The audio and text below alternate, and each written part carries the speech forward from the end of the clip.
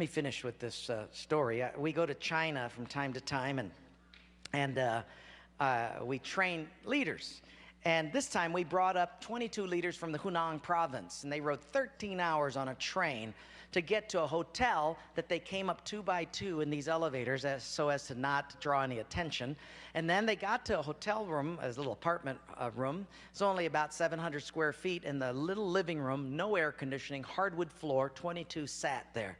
I came in, and when you teach in China, you start at 8 in the morning and you don't get done till 5 at night. You teach the whole day.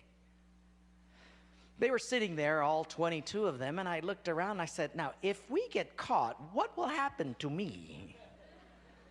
They said, oh, you'll get deported in 24 hours and we'll go to prison for 3 years. I said, you're kidding. How many of you have been in prison for your faith? Out of 22, 18 raised their hands. I thought, no way. I looked at him and I said, you 22 people, how many people do you oversee? Because they were all of these small group leaders, underground church leaders in the Hunan province. I said, how many, if you counted up all the people under your jurisdiction, how many would it be? And they counted them up, and they said, little over 20 million. I said, what? See, we forget there's 1.3 billion people in China. This is crazy. Well, I had 15 Bibles, and I passed them out. Obviously, 7 didn't get them. And I said, let's turn to 2 Peter chapter 1, and we're going to read it. And just then, one lady handed hers to somebody next to her. And I thought, interesting.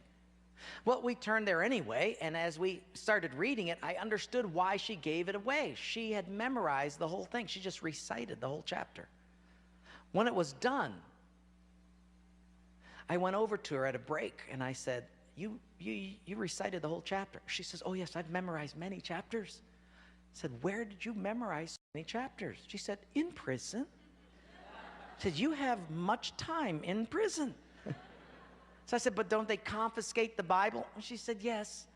So people bring in scriptures written on pieces of paper, and they bring it in. So I said, but then if they find that piece of paper on you, won't they confiscate that? She said, oh yes, that's why you memorize it as fast as you can. Because even though they can take the paper away, they can't take what's hidden in your heart. I thought, wow. Well, after 3 days, you fall in love with these people. And when it was done, I said, how can I pray for you? I'm going to go back to America, and you guys have been just so wonderful. How can I pray for you? They said, you know, Wayne, you guys can gather like this whenever you want to in America. We can't. Could you pray that one day we'll be just like you? And I looked at him and I said, I will not do that. Big incredulous eyes looked at me and they said, why? I said, because you guys rode a train for 13 hours to get here.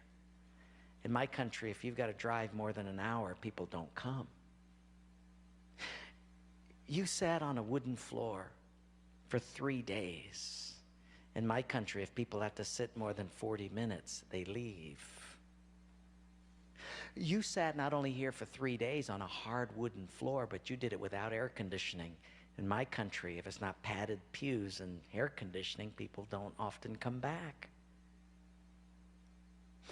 In my country, we have an average of 2 Bibles per family. We don't read any of them. You hardly have any Bibles, and you memorize them from pieces of paper. I will not pray that we become like, you become like us, but I will pray that we become just like you.